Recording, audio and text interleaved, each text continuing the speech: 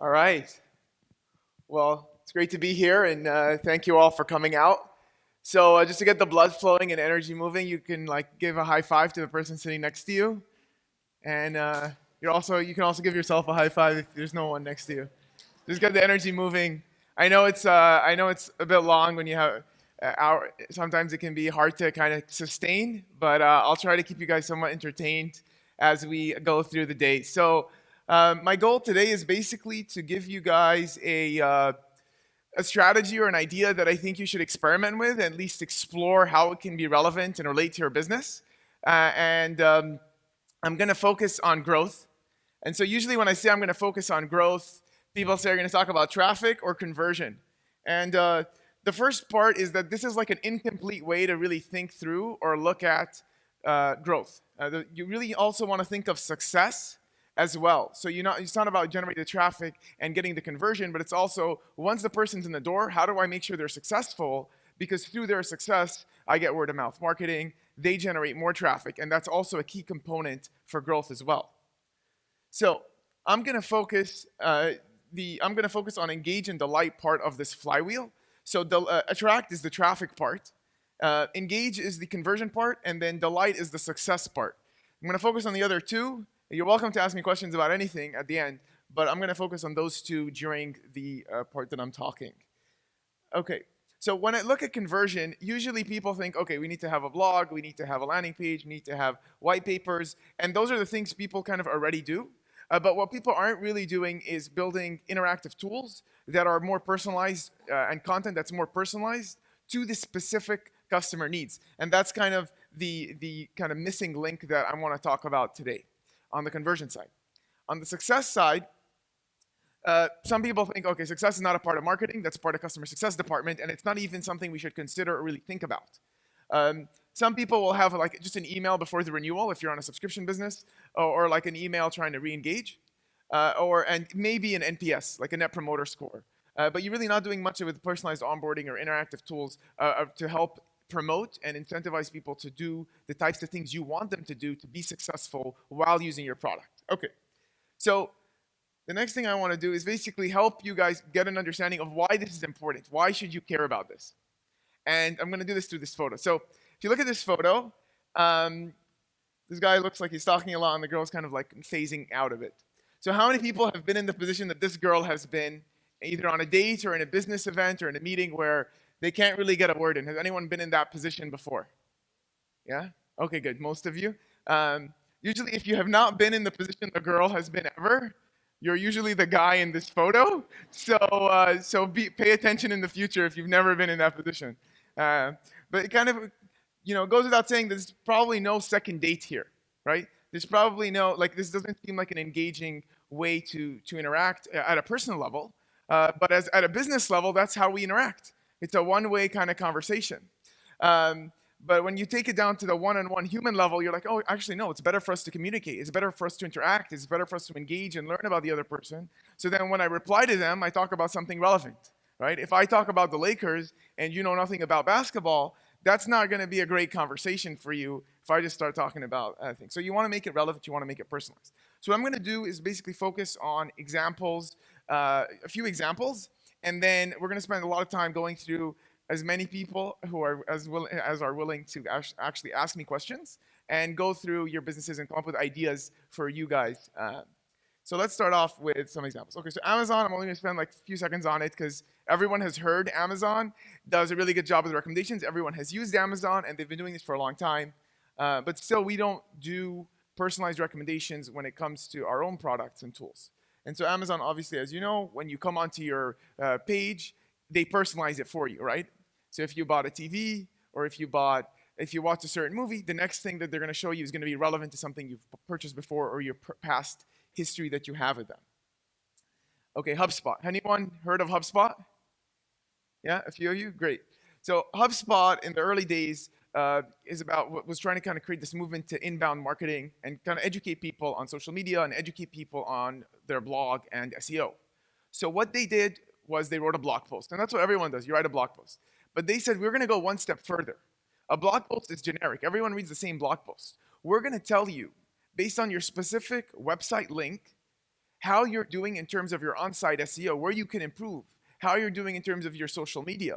And from that information, we're going to personalize it for your business. So we're going to tell you your specific website has a score of 41. This is how your specific website performs in these specific areas. This is where you can improve. And it's all for your own business. So it's very personalized and it's very relevant. And that builds a relationship. You have a relationship with HubSpot. And by the way, this is free and it's for everyone. So you don't have to be a customer, you don't have to pay. It's a marketing campaign through an interactive tool that's personalized for the customer. And this did really well for HubSpot, that they actually created teams of people where they put product, they put marketing, they put sales together to come up with the brainstorm ideas for new technologies that they can build that will help customers.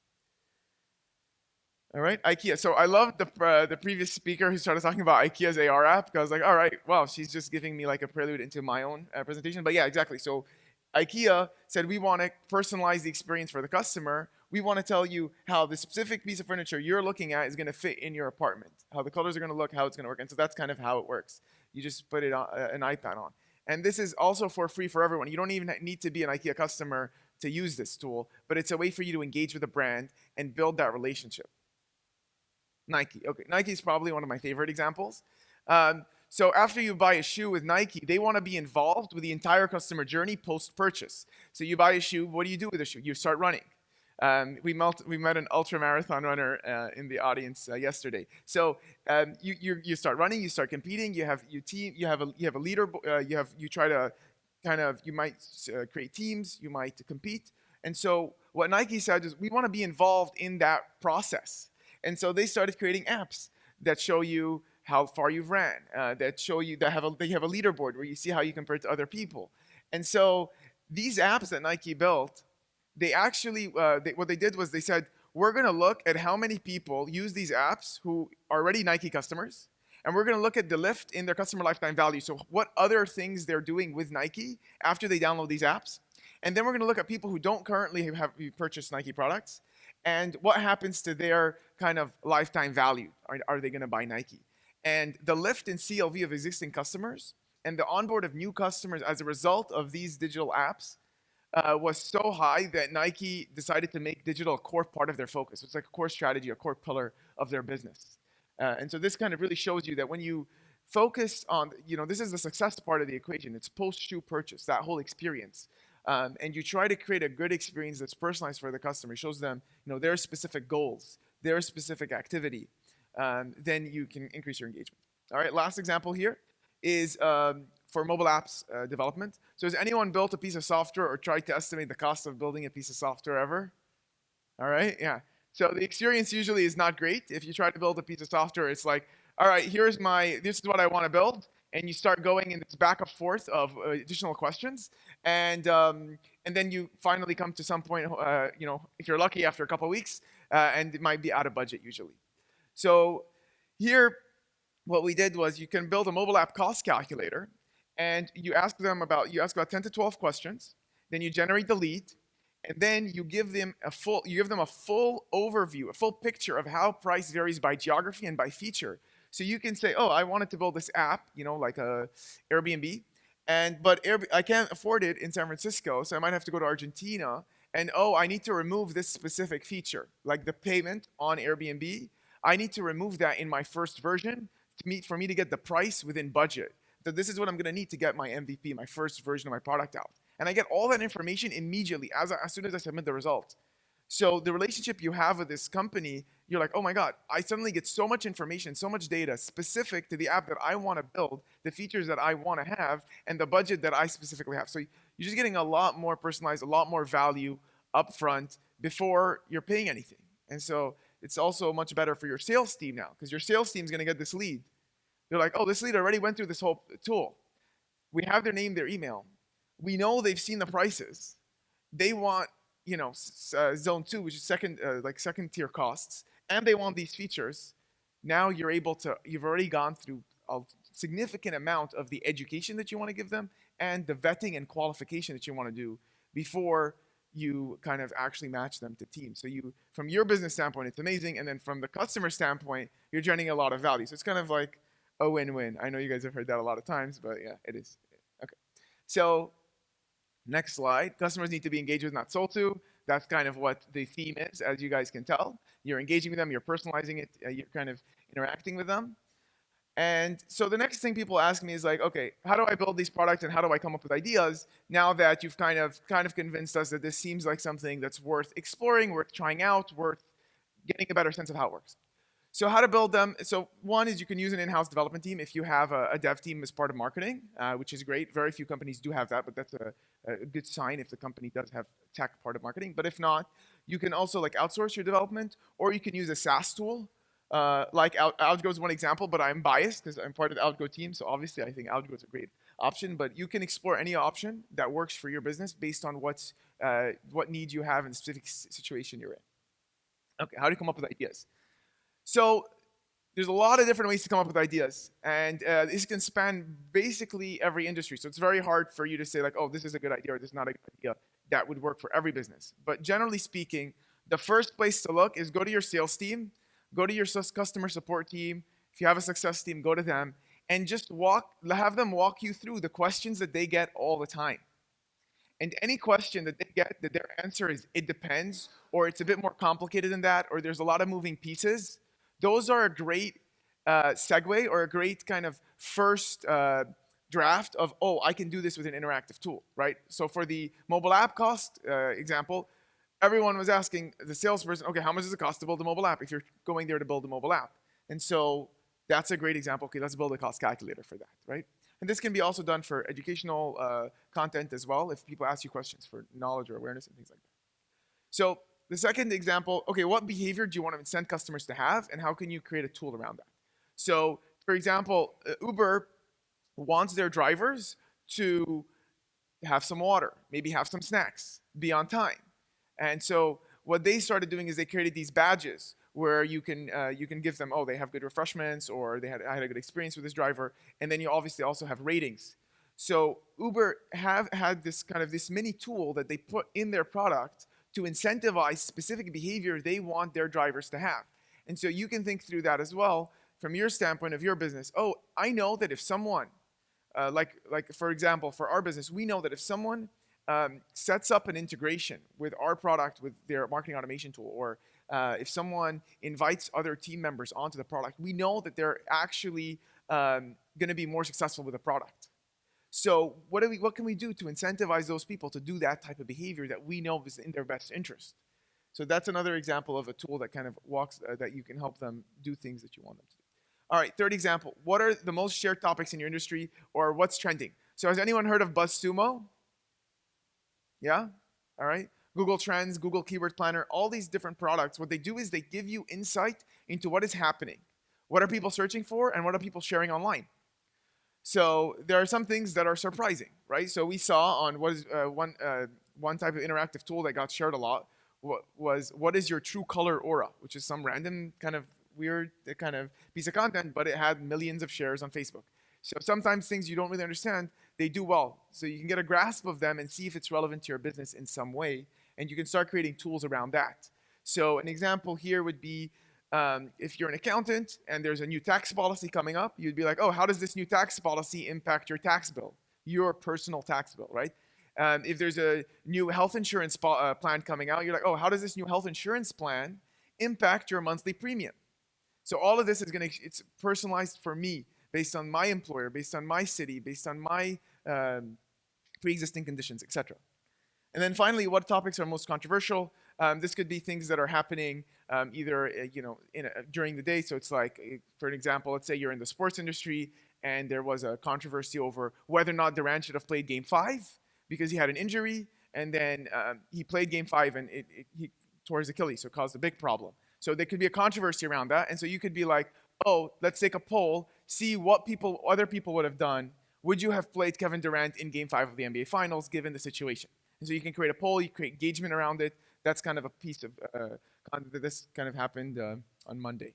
So you can kind of make it timely as well. All right, so other things, if you want personalized ideas for your business, I talked about personalizing things, so we personalize things. If you want personalized ideas, you can send us an email and we can send you personalized ideas. So we're really happy to kind of give you things specific to your business. And as part of the whole premise of my talk about engagement, I'm going to now spend the second half of my talk engaging with you guys. See? Okay. So, because I want to kind of show you guys examples for your business and come up with ideas for your business. So, we can do it by table. We can do it with whoever's brave enough to start off with. But whoever wants to kind of mention the industry they're in, and if there is a specific part of the funnel you're trying to optimize, or a specific need that you have, or goal that you have, we can come up with ideas for that, and we can go from there. So, who is comfortable starting with their industry or their business, and we can try to go through ideas. We can should I start on the right or the left or the middle? An industry. Yes. Exercise equipment. Okay, great.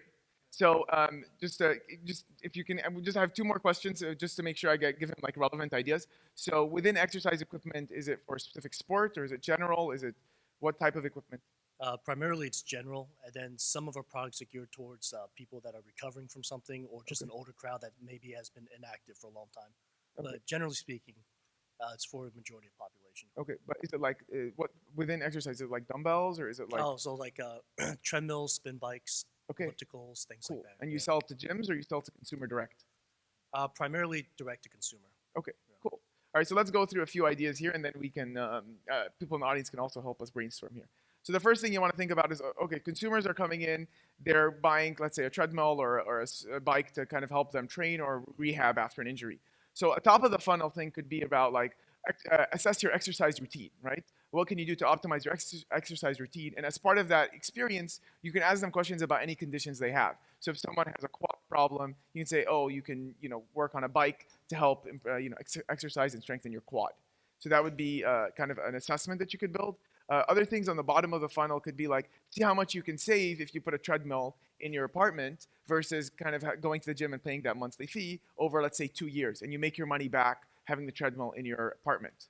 A few other things you could do is around content that helps you identify kind of one of the key issues, which is if going to the gym, right, might take you some time and effort and energy, and if it's cold weather, it might be harder to get to, versus having it in your home, you can have a kind of content that shows people based on your analysis how much more likely they are to exercise if the treadmill's like in front of them versus if they're going to have to go out, get into their car, deal with traffic, get to the gym, et cetera, et cetera. So you can also have content around that says things like, oh, by the way, this is how much more you likely you are to exercise if you get one of our bikes and you can put it in your home.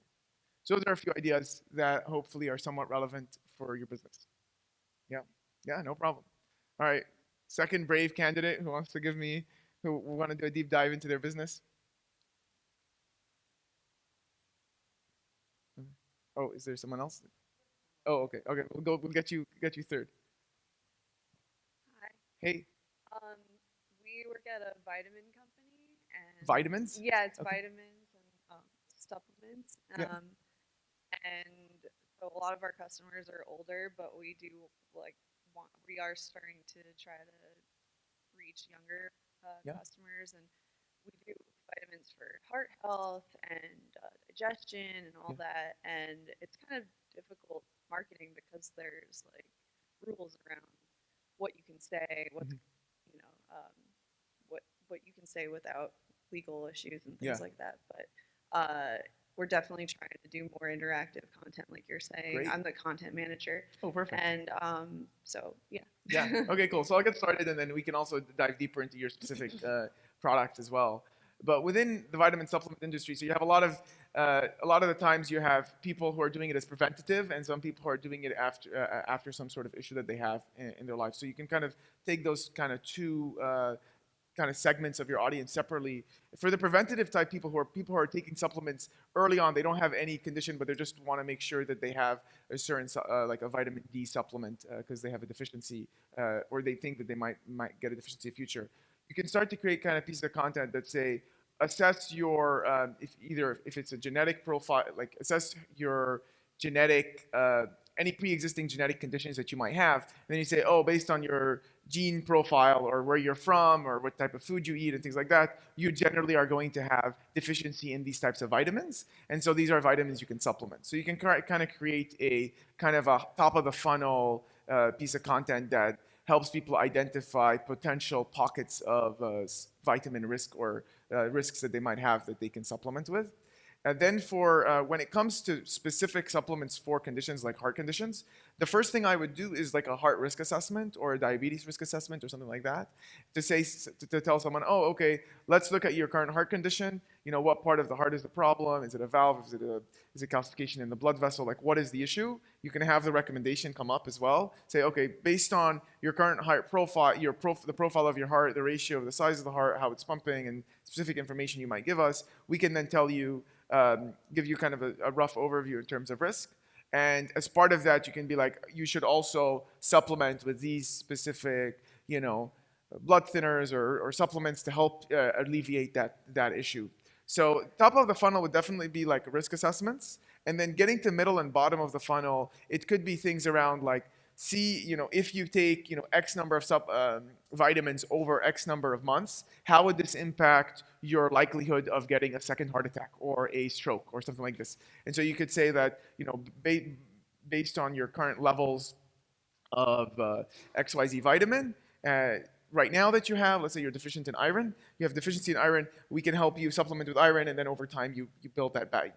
If you take this for 2 years, then your likelihood of getting a recurrent condition of whichever condition you had goes down by X%. And so this is worth the investment that you might make, given all the challenges of doing that as well.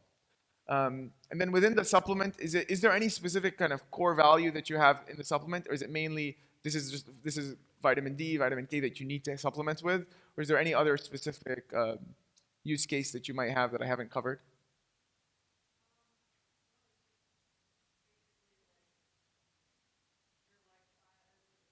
Yeah, yeah, yeah,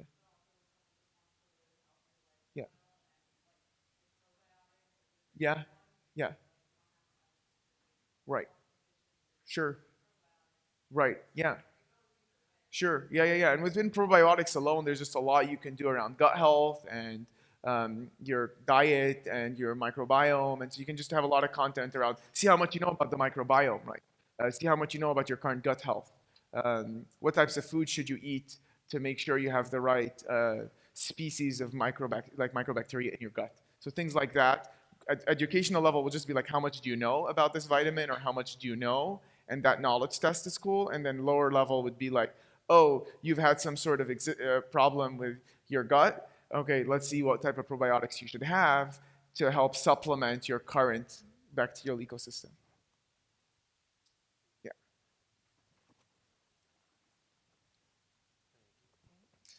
So I work for a restaurant concept. We have about 16 locations Okay. and growing.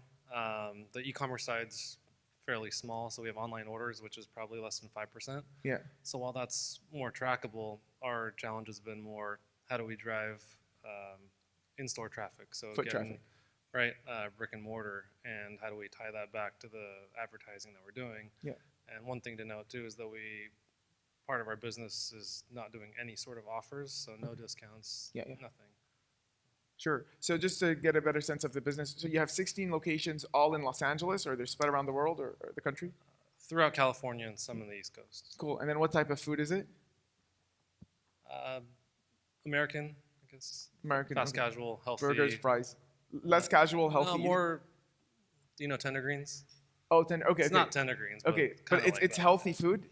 Yes. And then the demographic that you're targeting are generally young population or It's pretty wide. I'd say, Yeah. you know, health conscious. yeah. Health conscious. Okay, cool. Yeah, so there I would start with general. So from pre-purchase, because you can have like specific content that I would do for people who have come before, people who have purchased before, and then like come to the restaurant, and then to re-engage, and then content to help people kind of build awareness about the restaurants before they actually ever kind of show up to the restaurant. So at a high level, you can have things around assess how healthy you are, or are you a health nut? You know, see how much you know about the impacts of nutrition and diet on your health. And so you create those things top of the funnel and get engagement on that level. And then, so once you get them into the funnel, you know that they really care about health. Then what you can do is say like, oh, what types of food should you eat kind of this week or this month, or what's a good plan for your specific health goals. So someone might say, okay, I'm trying to lose X, Y, Z amount of weight, or my focus is mainly on maintaining, this level of sugar in my diet and kind of lowering my carb consumption, increasing fat or whatever. So you can then say, oh, based on this kind of breakdown, you can eat these types of foods. And so then you can go into specific foods that you guys provide that would be most relevant to that person. And then when on the recommendation page where you show them the foods that are relevant, you can have two call to actions. One like, oh, purchase this product online, or go and get it in store. If you have pickup, you can like pre-order, pick it up in store, whatever it might be. So you can have those call to actions on the recommendations for the meals that are relevant based on the specific things they like and that they're interested in. So if someone says, I like XYZ type food, like a vegan burger or whatever, and then you say, okay, this person likes vegan burgers, and then you have this vegan burger product that's relevant or whatever it might be. This is just one example. And then you can recommend that. And then on the other side of the post-purchase, so you want to re-engage. So I don't know if you get their emails or if they're paying on a Square terminal where you do have their email where you send them the receipt. Then you can do a lot with re-engagement post-purchase. So figuring out a way to get their email first, and then once you have their email, if it's through a loyalty program or through the purchase order system, you can say, okay, now I'm going to re-engage them by saying things like, oh, last time you came, you bought XYZ, you should try this other meal, next week. Or we're going to have some event. If you have like events or things, you can invite people who come multiple times. So, if you come like 10 times this month, you're going to be invited to some event or something you have. It doesn't have to be offered dollars wise. It could be like a private event, or it could be some sort of thing that you host, and then they can be part of that if they are like kind of regular customer based on certain spend amounts or certain things. So you can kind of engage them with in different ways based on their past purchase behavior in the restaurant. It's good, relevant. Okay, cool. Let's get in a few more. We have plenty of time because I would like to keep time for questions. So yeah, please. I work for a tax and auditing firm, so we provide all kind of different services. We cater to, or we target individuals who own their own business, athletes, businesses. Yeah. So it's kind of hard to put our target audience into one box. Mm-hmm. So what we already do, we have videos on our website, one-to-one interactions with our executives. Mm-hmm. We do email marketing. Mm-hmm. Google ads, advertising, things like that. So all the standard marketing. What would you do if you don't? It's really hard to put your audience in one box. Right. How would you narrow it down and try to get more personalized with different audiences? Just to get the segments of your customers. So your tax accountancy, right? So you help with consumer direct and business accounting as well. Correct. And then within consumers, you do like regular consumers all the way up to like athletes, you said as well? Correct. And then within business, you do small business, mid-market, and large businesses. I mean, it's like really all over the place. We even sell our own CRM. So it's like all kind of several different pages. Okay. We have several different microsites. Yeah. And me being in marketing, obviously, we're trying to figure out the best way to target. And it's very challenging. Yeah. So where would you start? Yeah, so there's a lot of different things that you can do. I think let's start on the consumer side of your business, where you're focusing on getting them into your funnel. Just a simple take a photo of your W-2 or your 1099, and we'll extract all the data from it and put it into your tax form. That's kind of a good way just to start people off. You can just use character recognition. Why they take a photo, you get the key data from the W-2 1099 because they're formatted in a certain way, so it's pretty easy to kind of read and understand what's happening. And that would be a good way to just start and say, oh, we're going to have this free tool, you're going to get it, and you're going to already have everything uploaded. And then now for additional services on top, for certain deductions, certain things, we're going to sell additional services on top of that. So that would be a good way in terms of a tool that's relevant on the consumer side, because people are on W-2s and 1099s, and they all have the same issue of kind of like, oh, I have to take this data and then put it in. And people, I think, Intuit is kind of working in that space as well. Then I would start with things specific to just education, like see how much you know about the tax policy, the federal tax policy, your local tax policy.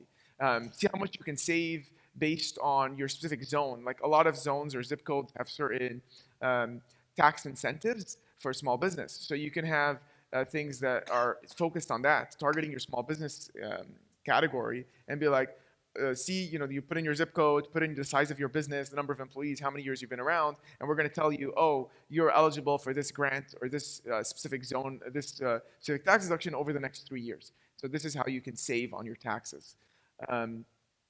See how much you can save on your tax bill. See how your local, see how your local zip code is going to help you, or whatever. See which location, how the location you're in impacts your tax. Then on the business side, you can, or on the especially on the startup business side, you can have specific things around. A lot of common question people have is when they're incorporating a business or setting up a business is, where should I set up my business and how does that impact my taxes? And so you can be like, oh, should I set up in Delaware, and see how setting up in Delaware will impact your taxes. See how having a business in California or Nevada or Texas, etc., impacts your tax bill. And that would help kind of just engage with people at the top of the funnel before you get to middle and bottom of the funnel things which are related to their specific tax situation and specific income. And you can have, then I would also do things around family-based stuff, like how should you optimize your joint income and your family income and your dependents. How does your getting an extra kid, how does that impact my tax bill and things like this. So I would do a few things along those lines. There's a lot with taxes, so I've only scraped the surface, but happy to talk more in detail afterwards. I think we have time for a couple more. Any brave people? I can just get an industry or a topic. All right, I'll go with, if no one's putting their hand up, then I'll go with a, let's see, I'll have to choose someone. Oh, thank you. Yeah, thank you. Brave soul. Nice. Okay. Autism assessments. Okay. So you sell that to, just to get a better sense of that. So you're basically you're telling parents, oh, you want to assess autism spectrum, if your kids are on the spectrum and where they are, we're going to give you an assessment. Okay. You sell to school psychologists, and the goal is to figure out where they are on the spectrum, where the kids are. If they have autism or not, if they have, where they are. Okay. And you sell directly to the psychologists at schools. At school districts. Interesting. Okay. So let's get into the head of these psychologists for a second, because I'm not very familiar with them. So the way they would be, the things they're going to be thinking about are going to be like, okay, so they basically will have students coming in, and then the generally things they're talking to the student and trying to figure out what's kind of the main thing they do with a student in person when the student arrives.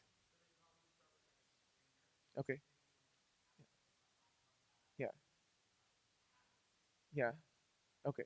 So I would start thinking a lot about this psychologist. So the first thing I would say is that these psychologists are when they're training and they're learning about, how do I best take care of my patients. You can start with a simple thing like being like assess how good you are at predicting autism, and then you can have a certain test that's for the psychologist to figure out how good they are at predicting autism. And then you're like, oh, actually, you have a weakness here. You should use our tool to better identify autism, because it's kind of a hard thing to identify. Another thing I would do for psychologists is just create a lot of educational content around figuring out the different types of autism and autism spectrum and how to handle them differently, because those are the types of questions they might be Googling and being like, oh, I have a patient on this part of the spectrum. What's the best way to handle or treat or take care or improve a patient? So I would create content that tells people, saying like, okay, see what's the best plan or schedule or routine or training process I could use based on my specific, this specific kind of student that I'm working with. Other things I would say are on the other side, so like that's kind of higher top of the funnel, and then I'm looking more bottom of the funnel. I would say things around the risk of an incorrect assessment.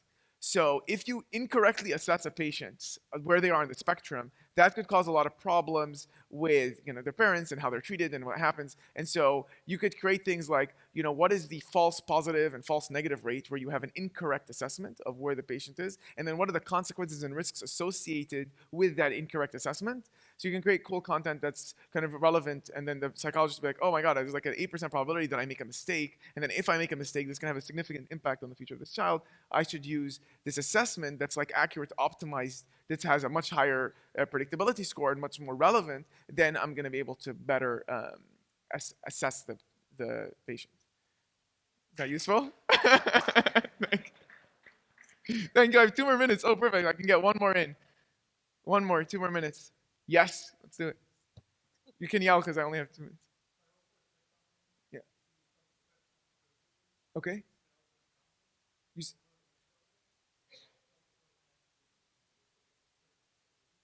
Okay. You're a VAR, like a value add reseller or direct reseller? You can say it a VAR. Okay. Right? So basically, our main challenge is advertising for solutions that people haven't heard of, right? So you take a out-of-the-box software, and you think it should work like that, faulty, right? Or not aligned with your business needs. Yeah. But in reality, the professional services are not there to implement the software the way that you need it to be implemented. Yeah. So how do you advertise to something that people are not sure it exists? Okay, so there are two answers there. So there are 2 kind of things you want to think about. First is the direct to consumer, the direct to business, and the second is to the Salesforce salespeople who are going to be recommending resellers, like added services on top of that. So let's go with the first part, which is the direct to business part. So the businesses that are coming on and they're like, first is let's see what type of CRM you should buy that's best for your business. So I would create content about that, which is what they actually are interested in. And then once they figure out, oh, I need to use this CRM, I need to use Salesforce, I need to use Microsoft Dynamics, you can say, okay, Salesforce is best for your business. And then you can say, okay, how long, once you have that recommendation, then you can have a CTA that says, see how you should best configure Salesforce for your business. Then they answer questions about their sales workflow. And then you'll be like, oh, okay, it will take you about like X number of hours and X number of development services time to actually configure Salesforce for your business in that way. So I always will start off with, this is how, which CRM you should use, which marketing automation software you should use, which, customer support software you have to use first at the top, and then educate people, see how much you know about CRM software on tests. And then once you finish that piece, then I can say, okay, now let's go into actually implementation. So I wouldn't go into crazy detail though. So once you get Salesforce, there might be like 100 questions you can ask them to really figure out the configuration. What I would do is I would say, okay, I'm just gonna ask 10 questions to get the engagement, and I'm gonna give them a rough estimate. So I'll show them a range. To configure Salesforce in this way for your business, this is how long it will take. Sorry, I'm talking fast, I only have 2 minutes, but hopefully you're keeping up with my talk. So then after that part, you have the Salesforce part. That would be on the business side. Then the second thing I would do is with the Salesforce salespeople and the Marketo salespeople in those businesses, because they're the ones who are already closing the deals and educating people about Salesforce. Once they educate people about Salesforce, they're going to need to hand off to someone for dev services. So what I would do is try to build ways to interact with those people. Either create a luncheon or send them their own interactive tools that you can send them and be like, oh, like why should you, how should you choose the best Salesforce implementation people for the specific implementation you need? Send that to Salesforce people, and they'll be like, oh, this is cool. This is showing me the advantages of your specific implementation team versus other Salesforce implementation teams. So those Salesforce consultants are more likely to recommend you while they're closing a deal to the customers who they've already educated about the CRM software they have. So that would be like an idea on that side. All right. Okay. So I think I'm out of time. So I couldn't get to everyone, but you're welcome to ask me questions afterwards. Thanks a lot for staying with me.